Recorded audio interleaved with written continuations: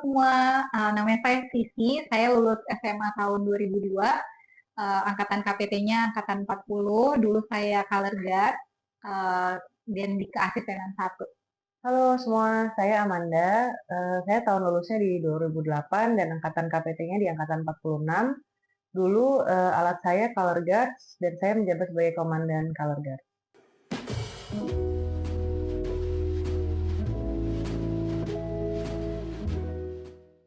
Kalau momen yang mau diulang ya. Jadi kalau dari 3 tahun menjadi anggota KPT, buat saya yang paling berkesan tuh ketika ikut GPMB.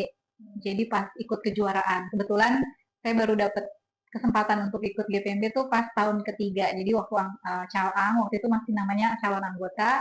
Terus tingkat 1 itu kami nggak ikut lomba. Jadi pas tingkat 2 baru ada kesempatan. Jadi tahun terakhir tuh.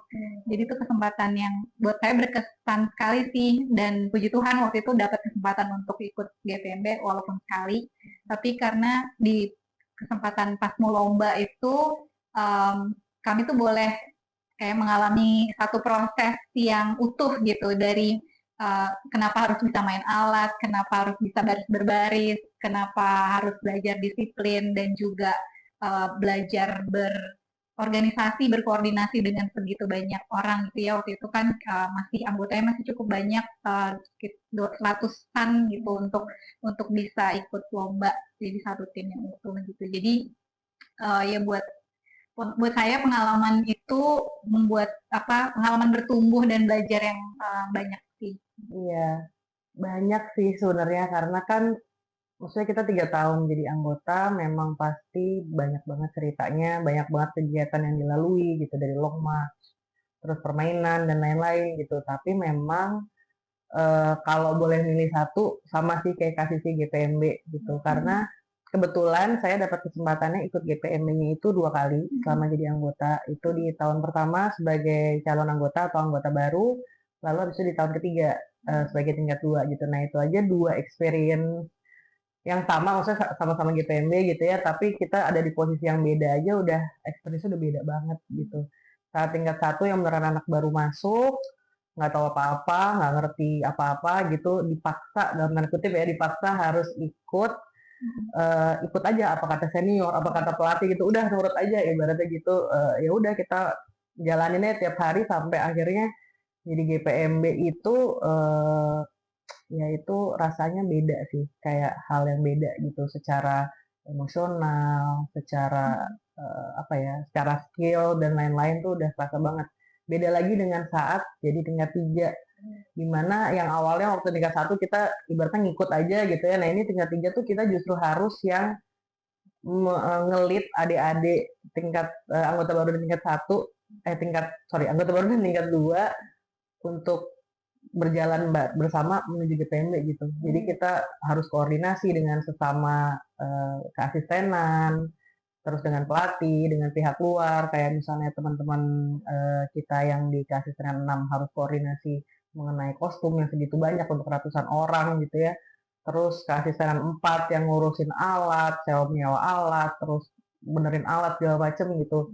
Dan juga teman-teman kita yang sebagai komandan alat yang ada targetnya masing-masing mengenai skill lagu dan lain-lain, itu kayak wah itu kayaknya pengalaman yang mungkin bahkan di dunia kerja, kalau dipikir-pikir sekarang ya, kayak di dunia kerja tuh kita nggak akan dapat, belum tentu dapat kesempatan itu lagi gitu. Tapi itu ngebentuk kita saat sekarang gitu, saat udah beneran beneran terjun ke dunia profesional, walaupun skillnya tidak mentah-mentah dipakai gitu ya, tidak diaplikasikan, tapi kayak koordinasi, masalah timing, maksudnya masalah mengatur waktu, masalah organisasi, masalah tanggung jawab gitu-gitu udah secara nggak langsung kita pelajarin, dan bagaimana mengolah emosi kita melewati itu semua, ngelewatin capek, ngelewatin apa ya, capek psikologis lah, capek fisik lah, tapi harus tetap jalan terus sih, nggak mungkin berhenti udah sampai sini gitu kan.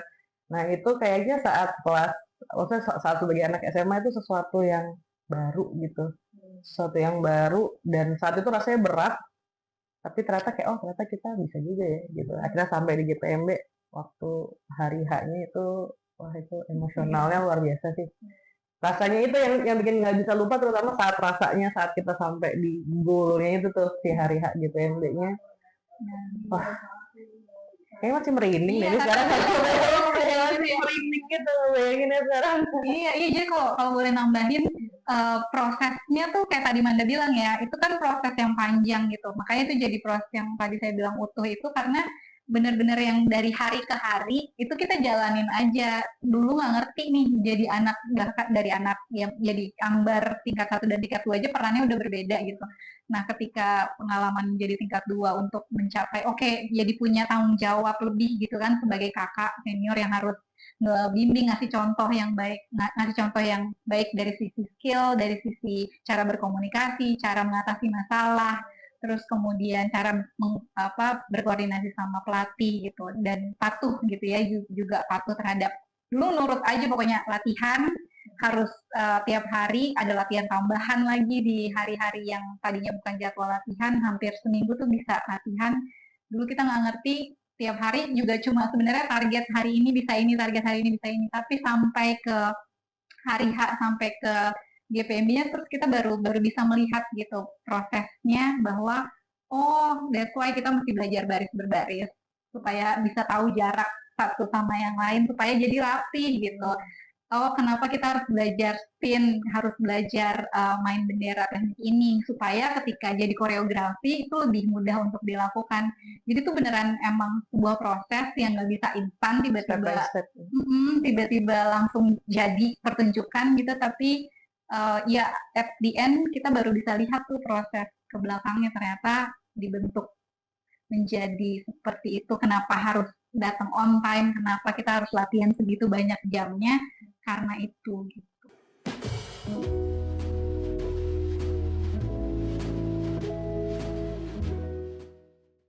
Kalau yang berkesan sih banyak pasti ya. Misalnya tadi yang kita bilang kayak ya hari ke harinya, menjalani hari ke harinya gitu. Cuman yang utama pasti itu tadi yang hari H-nya tuh pasti perasaan emosionalnya macam-macam. Terus salah satunya itu waktu itu saya GPMB waktu tingkat 2 itu kita GPM-nya river dance temanya. Jadi biasanya kan kalau Color Guards tuh memang pasti ada ganti baju lah ya. Tiap lagu ada ganti baju gitu. Kebetulan kita waktu itu river dance seperti itu gitu. Terus ya dari latihan kita udah biasa guards, oke guards keluarnya ke sini untuk ke partisi A, ke partisi B untuk ganti baju, bla bla bla. Gitu. Nah waktu hari H yang penyisihan, bawa penyisihan berarti itu hari pertama, kayak beberapa jam sebelumnya atau malamnya gitu, saya lupa. Kak Kiki bilang gitu, oke Color Guards, jadi untuk nanti pertunjukan hari pertama kita nggak bisa pakai partisi ya untuk kalian ganti baju gitu. Terus waktu itu sebagai anak SMA, ya anak SMA saat itu gitu kayak, nggak, itu kayak kelihatan dong gitu kan. Saat itu kita pakai bodysuit kan ya beneran bodysuit gitu yang beneran apa namanya ketat banget gitu kan, ketat banget. Waktu itu warnanya apa ya, silver kalau nggak salah waktu Riverdale itu. Jadi kayak beneran kayak ngecap dengan agak shining shining gitu. Nah kita kan nggak terbiasa gitu karena bahkan pada saat latihan aja kita pakai partisi kan gitu. Jadi ini justru hari H-nya pas pertunjukannya lebih banyak lagi orang yang nonton kok malah nggak pakai partisi gitu. Jadi saat itu pas sudah mau menuju marchingnya yang aku nggak tahu sih teman-teman Garcet lainnya mikir gimana ya, tapi kayak aku saat itu kayak gimana ya gitu-gitu. Tapi ternyata begitu masuk kayaknya mungkin karena adrenalin juga gitu ya, kayak excitement dan lain-lain, nggak kepikiran gitu kayak ganti baju kayak ya udah ganti baju aja gitu.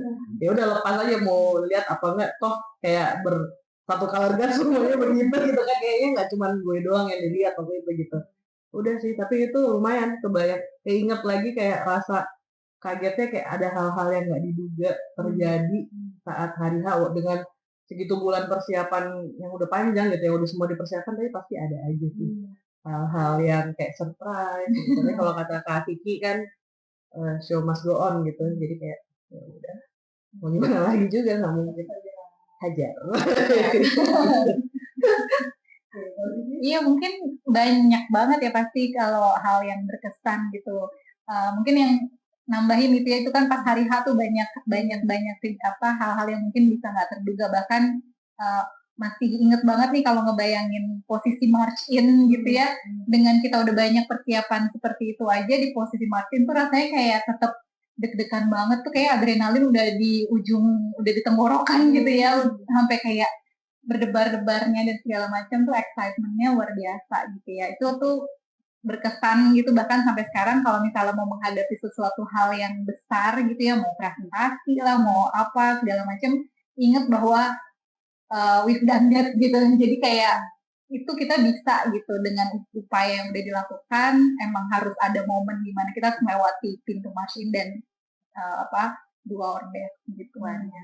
Terus sampai jadi dari berkesan di momen itu adalah ketika masuk pintu marching dan ketika keluar, ketika kita udah melakukan yang terbaik yang kita udah latih tuh, pas keluar juga ada kepuasan gitu, entah mainnya sempurna banget atau enggak sesuai latihan, tapi pokoknya selesai itu tuh rasanya ada kebanggaan dan kepuasan sendiri, dan itu kita bisa rasakan bukan cuma sebagai individu tapi sebagai satu tim gitu ya, satu korps gitu. Jadi keluar dengan air mata bahagia gitu, terlepas dari hasilnya itu ya urutan berapa. Terus tapi kalau mau diinget-inget lagi sebenarnya banyak banget sih dalam prosesnya, kayak pengalaman TC itu kalau sampai sekarang kalau misalnya angkatan pengumpul bisa aja tuh yang keluar pada memori-memori yang ingat nggak sih pas TC gitu harus mandi 10 menit udah harus mandi sama makan, coba gimana bayanginnya, pokoknya jam berapa harus udah udah posisi display keberapa gitu. Gila sih, kita bisa makan 5 menit ya dulu. Walaupun nggak ini ya, sekarang kalau dipikir-pikir udah sehat gitu. Menikmati ya, tapi sedih habis aja pokoknya. Gitunya kita juga jadi ya murid-murid yang patuh gitu ya, yang anggota yang patuh untuk satu tujuan tertentu, apapun kita lakukan gitu bersama-sama. Tapi banyak peristiwa lucu-lucu lah. Gitu, sama mungkin ini kayak selain GPMB kan sebenarnya kita tadi Manda mungkin udah sebutin ya, ada long march, ada permainan angkatan, pelantikan staff dan lain sebagainya. Tapi waktu angkatanku tuh juga ada kesempatan untuk main di parade senja. Nggak setiap tahun karena kita diundang untuk parade senja, dan waktu itu kami diundang, dan yang ya satu main di sana itu pengalaman kapan lagi gitu ya, belum tentu sekarang juga bisa punya kesempatan seperti itu. Dan juga waktu itu kami ketemu dengan diminta selain Karakanita tuh ada Putri Santa Ursula marching band juga, dan waktu di GPM nggak pernah ketemu kebetulan, tapi pas angkatan tuh ya, mungkin angkatan-angkatan kakak-kakak lain di atas pernah gitu ketemu. Tapi kan kita udah sering denger nih gimana Sanur dan Ataki kalau misalnya bertemu dalam satu arena gitu. Nah waktu itu kesempatannya adalah ketika di Parade Senja ketemu gitu, walaupun bukan buat lomba, tapi buat kami tuh waktu itu kayak benar-benar kita jadi mau ya pokoknya angkat dagu udah lebih tinggi, terus jaga sikap juga lebih gitu, kayak harus mau nunjukin yang terbaik gitu, mau nunjukin bahwa kita nih Tarki gitu, KPT gitu, sampai merinding deh. Padahal nggak lomba, nggak apa juga gitu, cuma pengen nunjukin yang terbaik aja sebagai korps kita. Tahun berapa tuh Parade Senja berarti 2002 Januari kayaknya. Jadi abis GPMB lagi masih pakai paket yang sama. Pada saat itu sih nggak ada pikiran kayak membandingkan itu sih, jadi cuma hanya merasa bahwa kita ketemu saingan justru karena sama-sama perempuan, sama-sama sekolah Katolik gitu ya, dan tahu bahwa punya sejarah kompetisi yang cukup ketat gitu ya. Justru ingin yang saya ingat sih waktu itu hanya ingin menunjukkan bahwa KPT yang sekarang tuh seperti ini loh gitu. Jadi lebih ke situ sih, tapi nggak jadi kayak membanding-bandingkan kayak kita lebih baik, kita yang satunya seperti ini gitu.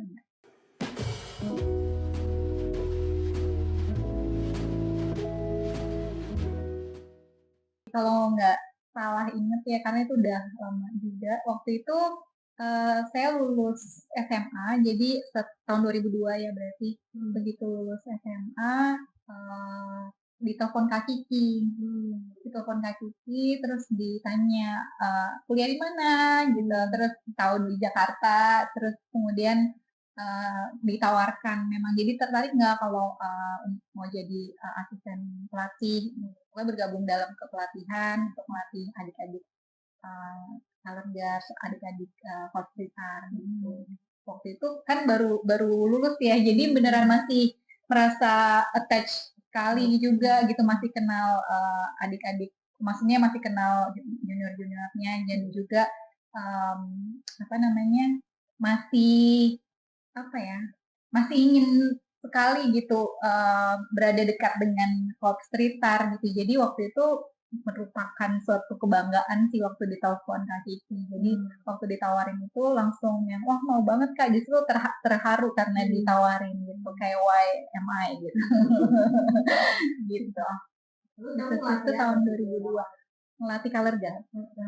Tapi juga karena sebenarnya nggak ada kekhususan sih harus melatih color guard gitu, tapi lebih sebagai mendampingi adik-adik dari sisi ya menjalani latihan, terus karena waktu itu dikasih asistenan satu, jadi juga membantu di asistenan satu gitu, artinya bisa melihat membantu ketika latihan berbaris dan juga ketika mereka punya apa namanya di keasistenan tertentu gitu. Pada akhirnya itu kan pas pertama kali ya.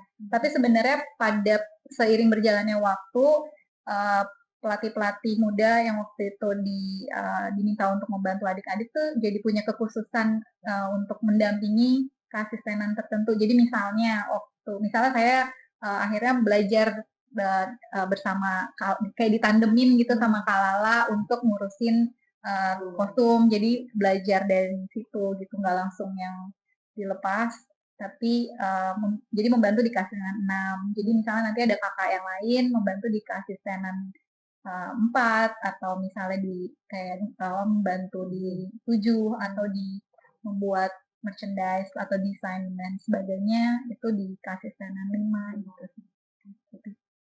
Jadi sebenarnya cuma mau bilang bahwa ke asisten pelatih yang diminta untuk membantu tuh bukan hanya di teknis, tapi juga di non teknis atau di belakang layar lah gitu ya, di organisasinya. Waktu bersamaan dengan aku tuh ada Melda, angkatanku juga. Terus kemudian mungkin waktunya nggak berdekatan sekali gitu, tapi ada di angkatanku ada Emma, terus kemudian sempat ada Tresya juga, terus ada Gloria sempat ikut melatih juga. Itu di alat yang berbeda ya, jadi Tre di pit percussion, terus kemudian Emma dan Melda di horn, di brass, terus Gloria juga di brass. Kalau aku itu kalau nggak salah sama sih agak lupa sebenarnya kayak kasih tadi. Cuman kalau aku tuh mungkin kan kalau aku setelah lulus memang habis itu kuliahnya kebetulan di Bandung. Jadi waktu itu benar sih kata kasihnya attachmentnya rasanya masih ada gitu. Apalagi itu kan selama latih GPMB gitu ya. Cuman ya udah karena di Bandung jadi beneran cukup los lah gitu. Apalagi tingkat awal kuliah kan pasti padat-padatnya tuh dunia baru lah, pelajaran baru gitu. Nah jadi baru mulai suka bolak-balik Jakarta itu mungkin sekitar setahun 2 tahun kemudian, jadi sekitar 2009-2010 gitu. Nah pas ada kesempatan untuk sering balik ke Jakarta dan agak lowong tuh kayak pengen mampir deh. Adik-adik kebetulan kan masih kenal yang lagi aktif tuh karena kan 1 atau 2 tingkat di bawah saya aja gitu, jadi masih tahu gitu, jadi pengen main. Nah itu kebetulan waktu itu Tarki lagi pindah ke yang di daerah Ragunan sekolahnya, jadi kan itu pinggir tol tuh, jadi saya dari Bandung nyampe melipir dulu dan di situ itu ketemu kayak sebenarnya ternyata cuma menyapa, pengen ketemu sama junior-junior yang waktu itu di GPMB bareng gitu lah ya, adik-adik gitu. Nah di situ juga ketemu sama kakak pelatih juga gitu, kayak masih ada Dr. Kasisi dan lain-lain. Nah itu terjadi kurang lebih hampir setiap minggu, kayak Jumat kan latihan Jumat ya, nah kan Jumat tuh saya balik tuh ke Jakarta, jadi Jumat nanti minggu depannya gitu lagi mungkin. Habis itu Kak Kiki lihat kayak ada muka ini muncul mulu gitu tiap minggu gitu kan kayaknya.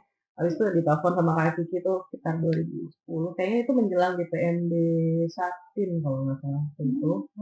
Ditelepon terus mirip nih sama Kak Kiki ya, ditawarin kayak mau nggak gabung ke pelatihan gitu.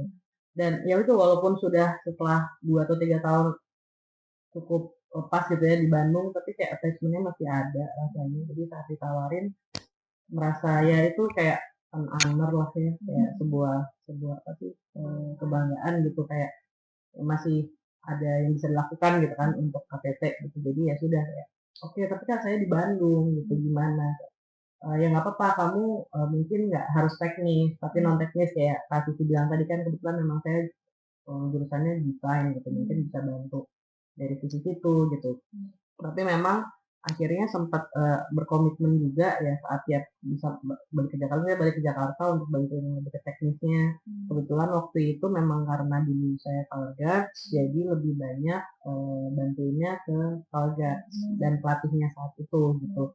Lebih ke teknis, terus ya ya teknis dasar lah ya atau kayak koreonya atau segala macem plus non teknisnya pada akhirnya itu kayak sesuatu yang berkembang sendiri sih Kak Kiki nggak pernah benar-benar yang kayak kamu urusin ini ya gitu nggak pernah jadi kayak waktu itu sih kalau saya ngerasanya kayak oh kayaknya bisa nih saya memberikan bantuan di urusan properti misalnya waktu itu Kamelda kan kebetulan yang udah megang gitu ingat waktu itu bikin kincir angin yang gede banget itu kayak oh kayaknya bisa nih mungkin bantuin situ gitu tapi seiring berjalannya waktu makin kesini kayaknya justru aku lebih sering bantuinnya ke Kak Vicky dan Kalala waktu itu jadi urusan kostum gitu kayak properti tapi di properti tapi yang spesifik untuk guard gitu bukan properti yang full performance ya gitu misalnya kayak alat-alatnya guard gitu dipercantik atau lain-lain gitu gitu sih jadi nggak pernah memang nggak pernah spesifik teknis apa ya ibaratnya kayak apa yang bisa dibantu kita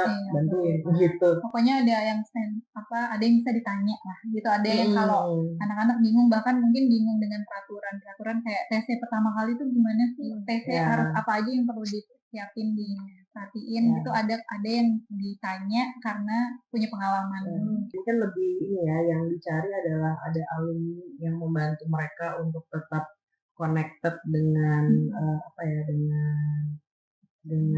budaya Tarakanita yang harus dijaga gitu. Karena kan kalau teknis kan beda kepelatihan, beda zaman, pasti kan update terus tuh. Sedangkan kita sendiri juga mungkin nggak punya keahlian untuk itu gitu, nggak punya waktu atau keahlian untuk terus catch up dengan teknik-teknik alat gitu. Nah sebenarnya mungkin kehadiran kami lebih ke yaitu tadi non teknis dan lebih ke support moral juga untuk adik-adik kayak sebagai orang yang sudah pernah melewati apa yang kalian lewati nih gitu dan itu yang lebih connecting mereka yang masih baru masuk dan lain-lain dengan budaya party nih KTT pada khususnya kayak apa sih kayak gimana sih gitu yang ya gitu kayak tadi Kak bilang tanya-tanya mengenai apel makan lah apalah gitu-gitu kadang-kadang Kak Kiki kan nggak selalu ada nggak bisa selalu ada gitu di situ nah mungkin yang lebih ngebantu mereka untuk ada di koridor sama ya itu sih meneruskan nilai-nilai yang memang mau ditanamkan ya artinya nilai ya nilai-nilai disiplin nilai-nilai nilai-nilai kebersamaan nilai-nilai kayak apa sih yang sebenarnya mau dicapai dengan latihan-latihan ini kayak daya juang dan juga pikiran gimana caranya untuk bisa melakukan yang terbaik untuk mencapai hasil yang gitu sih. Lebih kayak supaya enggak karena kan kita yang udah pernah ngejalan, kita punya pengalaman untuk yang menjalani terus mereka sekarang yang ada di posisi itu gitu kan. Ada seorang ya kayak kakak lah gitu ya untuk masa wadiknya gitu.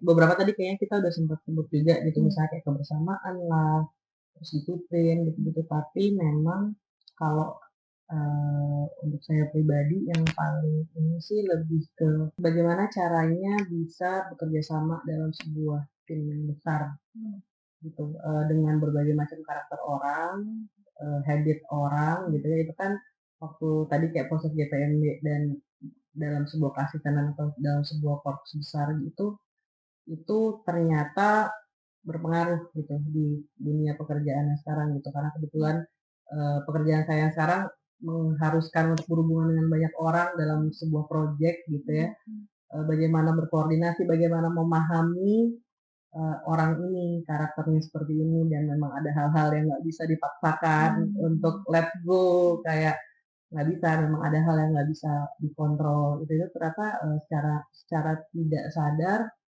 eh, kalau lagi mikir gitu kayak ini kan pernah gue alamin waktu di PMB dulu gitu atau waktu di KPT dulu gitu, dan ternyata kayak oh ternyata memang sama aja, cuman ini skalanya lebih profesional aja ya sekarang gitu, ternyata sama aja, dan itu membantu untuk menyadarkan saya bahwa lo udah pernah ngelewatin ini gitu, jadi kenapa harus takut istilahnya gitu, ya cuma beda skala aja dikit gitu kan. Itu kalau seriusnya itu, tapi kalau yang enggak, kalau recehnya pun banyak tuh. Nah, kalau di saya kayak makan cepet, ini saya kalau makan cepet banget. Jadi itu kayak jam makan siang gitu, misalnya atau istirahat di kantor atau misalnya lagi makan sama temen kayak cepet banget makannya. Dan itu kayak ini nggak mungkin enggak karena KPT. Pasti ini karena KPT gitu. Karena itu kan ya itu setiap hari, hampir setiap hari gitu seperti itu. Banyak lagi intensif, latihan intensif kan apa nginep pagi, siang, sore, malam. Makan harus cepet gitu. Jadi kayak ini udah pasti habit yang kebentuk. Dan itu terlepas dari itu sehat atau tidak. Tapi itu habit saya sekarang gitu. Jadi kayak istirahat sebentar, selesai makan langsung balik lagi mengerjakan sesuatu yang lain gitu. Itu terus sesimpel angkat galon gitu. Kayak banyak ternyata yang baru saya sadari bahwa itu bukan sebuah skill yang umum dimiliki oleh perempuan saat itu gitu ya. Karena ya itu begitu saya kuliah terus kayak ternyata kayak udah mah nggak usah diangkat galon, kayak kenapa gitu, ya kenapa saya nggak boleh angkat galon, kayak itu biasa aja gitu, tapi ternyata bahwa oh ya iya emang ini ya udah, kayak kalau di rumah kalau nggak ada orang yang bisa diminta tolong angkat galon ya saya angkat sendiri, kayak bukan hal yang besar gitu. Jadi kayak hal-hal yang dari serius yang tadi kita ngomongin disiplin lah, manajemen waktu dan lain-lain, sampai habit-habit kecil pun kayaknya mau nggak mau sudah teradaptasi gitu ke hidup tanpa disadari. Buat saya yang saya rasakan dan itu kalau saya lihat ke belakang tuh kontribusi dari menjadi anggota KPT tuh ketangguhan, daya juang, apa sih kayak ya resiliensi itu ya, resiliensi, ketangguhan, nggak gampang menyerah gitu kan. Sekarang banyak banget, masa di dunia pekerjaan dalam bentuk apapun kita banyak ketemu tantangan, tapi gimana kita bisa overcome apa challenges dan barriers itu gitu, nggak mudah, ya tadi nggak mudah menyerah gitu ketika memang kita punya goal atau misalnya kita berhadapan sama sesuatu masalah yang atau situasi yang sulit gitu, kita saya merasa dari pengalaman di KPT gitu ya, kita bisa berusaha untuk mencari jalan keluar, mencari solusi, mengkomunikasikan, mencari bantuan gitu ya, nggak takut untuk meminta bantuan, nggak takut untuk salah gitu. Kalau di reflect kan dulu kita belajar rifle tuh gimana sih, bener-bener yang dari megang untuk ngebalikin lagi sampai nangkep lagi untuk jadi satu spin yang baik aja tuh butuh waktu berminggu-minggu, sampai dibentakin dulu sampai dikasih target minggu depan udah harus sisa satu bersih gitu. Kalau nggak bending sampai akhirnya kita bisa sampai ya bisa lancar dan bisa jadi satu gerakan yang indah. Itu emang butuh proses gitu. Jadi itu membuat saya juga berpikir, oh ya udah kalau misalnya di pekerjaan ya, maksudnya kalau misalnya kali ini nggak berhasil, yang penting kita udah berusaha terus, nggak gampang menyerah, dan ya coba terus sampai akhirnya kita juga bisa lama-lama bisa excellent kok gitu. Terus sama komunikasi, cara berorganisasi itu yang nggak didapetin di semua uh, kesempatan atau tempat gitu. Cara kita bisa menghandle orang, bisa berkomunikasi, kapan kita harus ngomong begini, kapan kita harus harus diam, harus tegas gitu ya. Itu sih, itu juga jadi bekal-bekal kepemimpinan sebenarnya, karena kita di staff itu dulu saya inget banget ya waktu ngurusin keasistenan atau misalnya ketika rapat staff gitu, kayak sempet mikir nih kita buat anak SMA ngurusin gini udah udah lebih banget sih gitu, sementara misalnya gitu ya, kayak rapatin sesuatu yang kayaknya anak-anak seumuran kita nggak ada yang mikirin gitu, tapi ternyata itu latihan yang luar biasa gitu, yang sebenarnya buat di pekerjaan oke banget gitu. Jadi kalau ditanya apa sih, apa tadi pertanyaannya, hal-hal nilai-nilai atau hal-hal yang didapat ketika KTP untuk diaplikasikan di dunia sekarang ini tuh banyak sekali. Selain tadi ya contoh-contoh di kehidupan sehari-hari lebih mandiri, nggak harus bergantung pada orang lain gitu, tapi juga nggak jadi sombong untuk bisa tahu bahwa oh ini memang bukan kapasitas saya, ada orang lain yang bisa lebih mengerjakan itu kan di KPT juga gitu kan sebenarnya kita punya bagian-bagian masing-masing gitu. Jadi itu saling melengkapi bahwa kita harus jadi satu tim yang saling melengkapi gitu.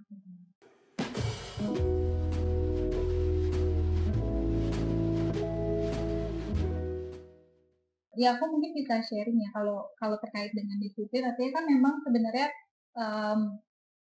secara mendasar gitu kayak misalnya datang tepat waktu, ada apel, makanya apel harus mulai bareng-bareng. Sebenarnya kan ada tujuannya kan, bukan semerta-merta pokoknya nggak nggak nggak mau tahu pokoknya harus tanpa alasan gitu. Sebenarnya kan supaya semua punya waktu waktu start yang sama, terus kemudian mulai misalnya harus sarapan atau misalnya harus pemanasan itu semua dilalui bersama-sama dengan durasi yang juga kurang lebih bisa sama juga gitu, nggak ada yang kemudian baru nyusul cuma pemanasan 5 menit sementara yang lain udah 30 menit kayak gitu kan sebenarnya ada alasan-alasan lah dibalik itu gitu. Terus kalau di soal selain tadi maka itu kenapa ada kalau dulu waktu itu kita mikirnya ada hukuman bending dan segala macam kalau misalnya salah atau misalnya melanggar peraturan itu gitu kan.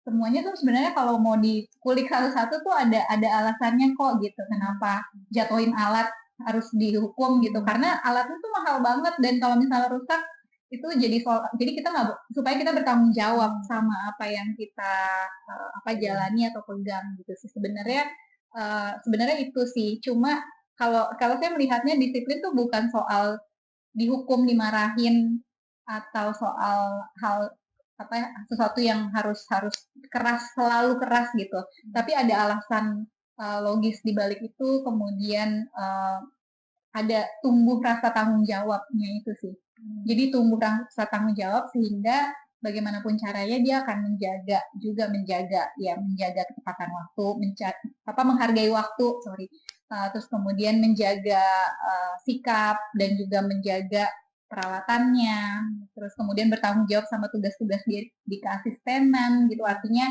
kalau misalnya dia memang dapat tugas untuk nyari bahan di Mangga 2 gitu misalnya, ya itu dipenuhi gitu. Gitu sih belajar kalau saya menangkapnya disiplin lebih ke disiplin diri. Jadi disiplin diri merasa bahwa dia punya tanggung jawab itu, dia akan memenuhi hal itu dan dia akan berusaha untuk berbuat yang terbaik gitu. Tapi kalau misalnya kaitannya dengan disiplin korps dan peraturan-peraturan mungkin menurut saya bisa menyesuaikan dengan karakter zaman juga gitu. Karena kan dengan adanya era yang berubah-ubah terus gitu maksudnya ada sekarang dengan teknologi itu kan semua kemudian mempengaruhi ya cara orang tua mendidik anak, cara anak bersosialisasi, cara anak-anak sekarang berteman gitu udah jauh berbeda. Dulu mungkin kita nggak menggunakan handphone sebanyak sekarang, dulu belum ada handphone bahkan kayaknya dulu saya YPMB belum ada tuh Instagram gitu. Iya, jadi sekarang mungkin ya memang zaman berubah dan kita perlu juga ikut menyesuaikan gitu. Yang penting nilai disiplin yang tadi saya katakan bahwa tetap ada rasa tanggung jawab, nggak seenaknya gitu dan nggak gampang menyerah itu tetap bisa ditanamkan sih. Memang PR-nya adalah memikirkan bagaimana peraturan itu bisa mengikuti perkembangan zaman tapi tetap mencapai tujuan yang sama. Gitu. Itu challenge-nya. Iya, itu. Karena memang karena belajar psikologi juga ya gitu kan karakter tahap perkembangannya juga berubah gitu. Jadi dengan pengaruh budaya yang ada di sekitar kita, dari kebijakan sekolah juga berubah, kebijakan apa traffic segala macam itu kan ikut mempengaruhi individu ya, semua itu kan ada pengaruhnya gitu. Jadi tuh memang tantangan sih. Kalau aku sih yang pasti disiplin itu aku dapat pasti dari kebiasaan. Maksudnya yang mana kebiasaan itu ya memang aku dapatnya dari KPP saat jadi anggota itu gitu.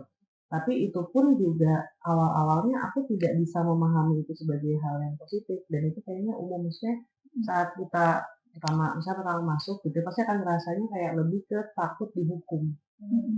Ketakutan akan hukuman banding lah, hukuman yang diterapkan gitu ya, tanpa menyadari sebenarnya apa sih maksudnya, kenapa harus, nggak ada kesadaran kenapa harus seperti itu gitu. Yang penting nggak boleh telat supaya nggak di-banding gitu.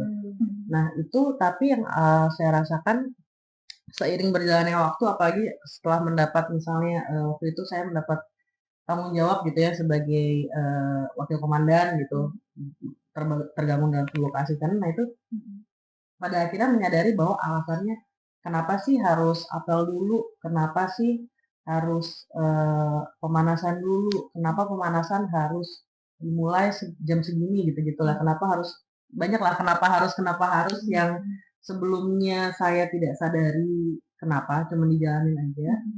Seiring berjalannya waktu dan bertambahnya tanggung jawab, makin sadar tuh bahwa kayak oh alasannya ini ternyata, dan akhirnya ngejalaninnya ya memang dengan kesadaran bahwa kenapa sih gue nggak boleh datang telat nih sebelum apel datangnya mungkin 10 menit, 15 menit, setengah jam sebelumnya udah sampai sekolah gitu.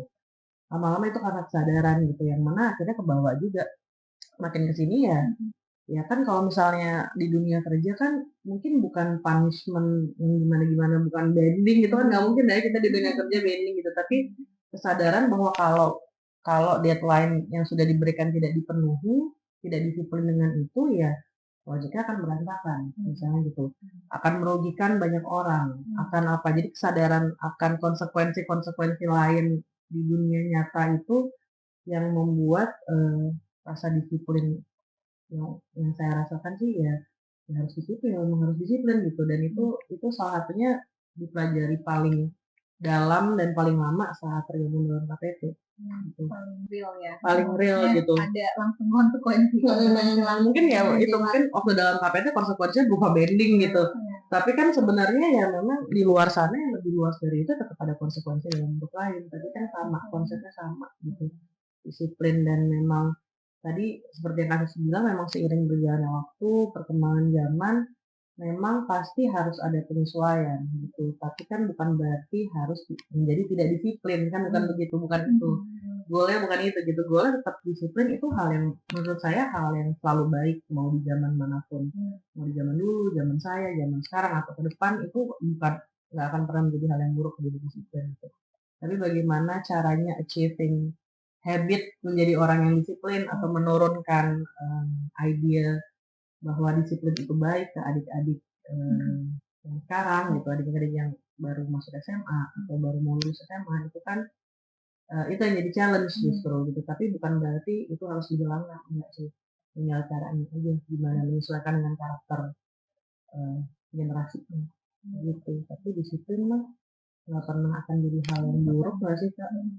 Itu tinggal gimana aja mencapai.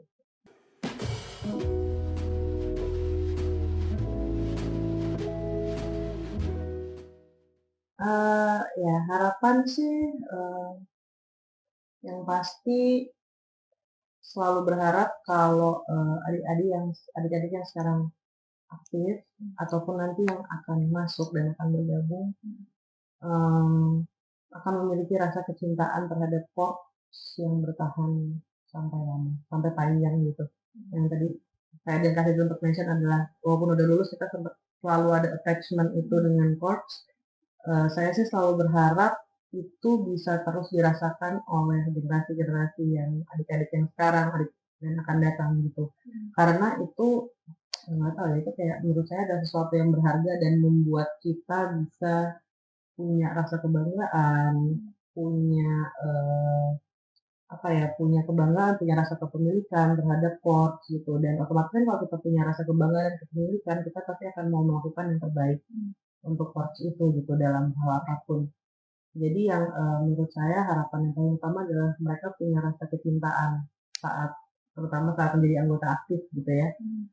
Saat menjalani semua rutinitas ke korpsan ini itu punya rasa kecintaan yang besar untuk Korps Citra Wanita, dan otomatis harapannya pasti bisa selalu menjaga nilai-nilai yang memang dianggap berharga oleh KPT gitu. Salah satunya tadi kedisiplinan, gitu, kebersamaan, sisterhood dan lain-lain itu kan nilai-nilai yang mau bergeser ke zaman atau era manapun itu adalah hal yang seharusnya tidak pernah hilang gitu, tidak lekang gitu.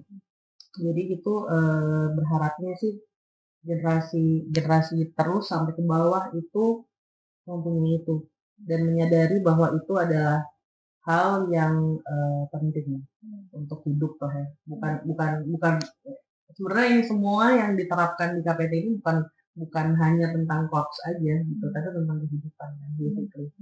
Betul, dengan yang kita omongin tadi setelah lulus punya apa ya, habit apa dan lain-lain itu kan bukan tentang korps lagi gitu, tentang kehidupan, makanya kayak dan itu semua menurut aku benar-benar bisa di-achieve dengan basicnya kalau emang cinta sama Korps Citra Wanita harusnya sih nilai-nilai itu bisa diteruskan dan dijalani dengan baik. Harapannya Kak Amanda, harapan saya juga, dan mungkin melengkapi ya. Jadi harapannya adalah adik-adik Korps Blitar maupun nanti juga calon-calon anggota Korps Blitar yang baru itu bisa terus menjaga Korps Citra Wanita, menjaga legacy.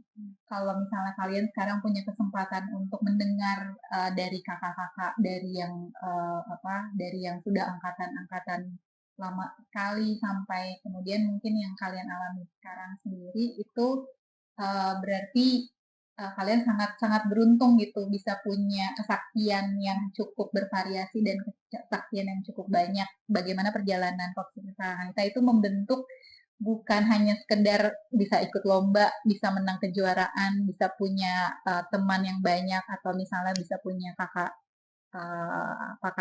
tingkat atau kakak senior yang yang cukup dekat gitu ya. Tapi itulah bagaimana Korps Blitar itu sebenarnya memberikan bekal untuk kalian bisa menjalani kehidupan dari nanti perkuliahan, dari bagaimana kemudian deal with others, dengan banyak orang, dengan jadwal tanggung jawab dan peran yang mungkin akan berlipat-lipat ganda di kemudian hari, nanti sampai kemudian punya punya kehidupan karir, punya kehidupan keluarga dan lain sebagainya. Jadi sebenarnya nilai-nilai yang ditanamkan dari kalian mulai menginjak lapangan, dari kalian mulai belajar memainkan alat musik atau berorganisasi, itu sebenarnya adalah tujuan utamanya membentuk kalian menjadi karakter-karakter yang baik, yang kuat, yang punya mental yang tidak mudah menyerah, tapi juga baik hati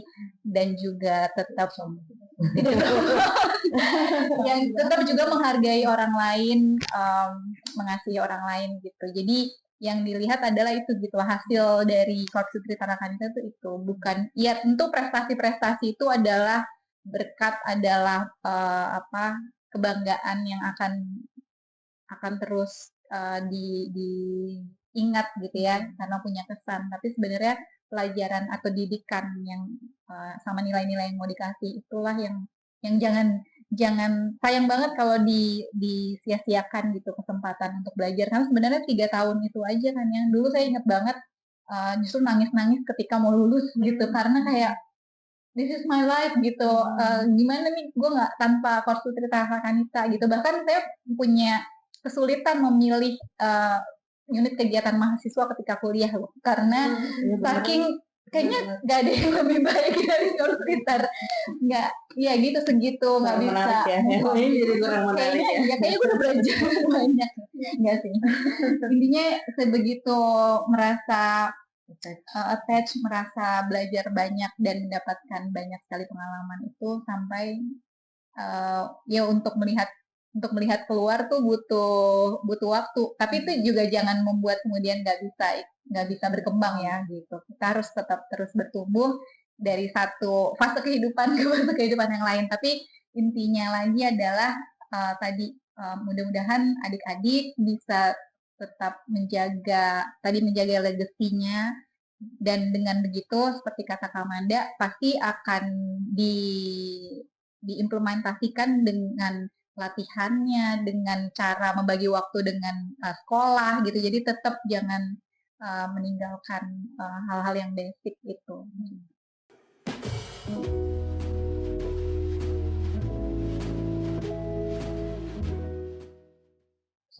Kesan-pesan untuk KTT, semoga bisa selalu menjadi korps yang bisa dibanggakan oleh semua alumninya, oleh semua anggota yang sedang menjalani juga, dan bisa selalu menjadi sebuah rumah untuk alumni-alumni pulang gitu ya, berkumpul dan feels like home selalu dengan sisterhood dan lain-lainnya.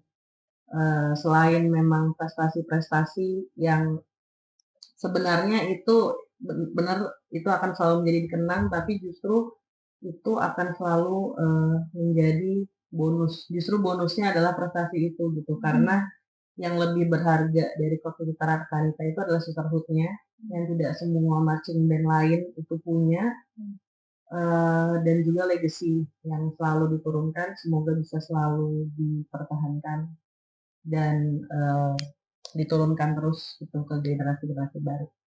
Selamat ulang tahun Korps Utara Kanita yang ke-60, semoga selalu mantap. Pesan saya untuk Korps Putri Kanita tentunya dengan semua elemen dari alumni, dari para pendiri alumni, kemudian anggota yang aktif saat ini, pelatih, juga pengurus, dan juga orang tua tentunya menjadi satu komponen yang penting. Semoga selalu tetap satu, tetap kompak, tetap menjaga korps, bukan lagi soal pelatihan, soal pengurus, orang tua atau anak itu bukan sesuatu yang terpisah-pisah. Kita satu bagian, dan semoga Korps Putri Tarakanita tetap menjadi korps kecintaan kita semua yang kita banggakan, dan tetap hidup, tetap ada anggotanya dari masa ke masa, supaya nilai-nilai yang ditanamkan juga tidak berhenti sampai di satu periode tertentu saja gitu. Dan harapannya juga semuanya bisa berkontribusi, saling menjagalah dengan perannya masing-masing gitu. Nah, selamat ulang tahun Korps Putri Kanita. Semoga terus hidup Sifatar.